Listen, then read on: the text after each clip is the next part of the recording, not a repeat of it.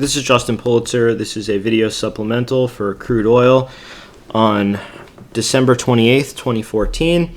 You can see I had discussed crude coming down and being roughly in this range and being an important level. You can see it's been chopping. We don't have excess on the lows here, so it is possible that this does kind of want to repair it and come lower. It's also possible that the poor lows reject and we get some type of a squeeze back higher.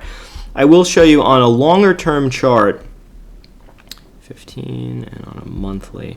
I had discussed this 200 MA with possibly some noise below it being important. You can see we're roughly around there. We're trading below there currently, about $5. I had said about $3 was the max you'd want to see, so it's a little bit more than that and possibly puts this this primary trend in 45 roughly into play.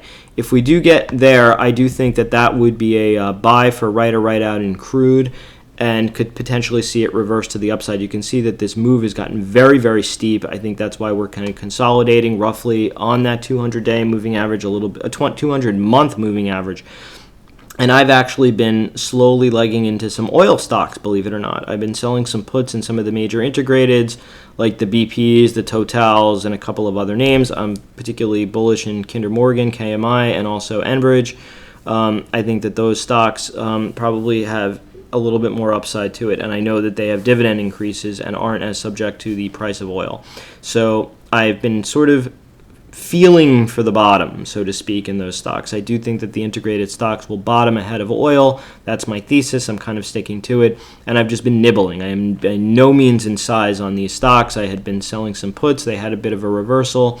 I took a lot of it off, so now it's sort of just, quote-unquote, the house's money. But I do think somewhere between where we are here and 45 should be a tradable low in oil. So that is my take on crude. If this trend does snap, it is potentially, it is possible we fill it up, so to speak, fill up the triangle down to where we had bottomed in the crash about in 2008-9, down in the low 30s. I'm not really anticipating that. I do think that this primary trend should hold, but I'm not going to fight it if it breaks. So again, I think that this current area we're in, I think it's going to be more of a grind lower.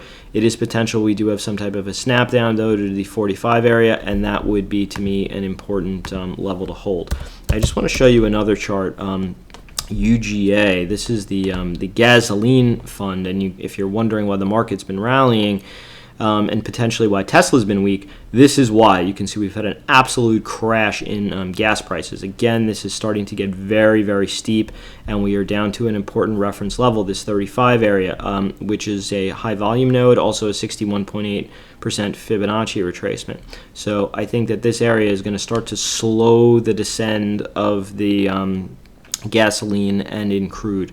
You can see there is a little bit more room, though, down to get to potentially down to 29 and 30, which was this reference low. I think that that $30 range to me would be a bit of an overshoot of the 61.8 fib, still within reference at an important low. If we break there, then it's sort of into uncharted territory with a lot of room lower. But I think that this somewhere between 35 and 30 is going to start to look like it's going to bottom. And I may be playing this with some right or right out type of trades in the UGA. So with that, I'll leave you. Have a good New Year and cheers.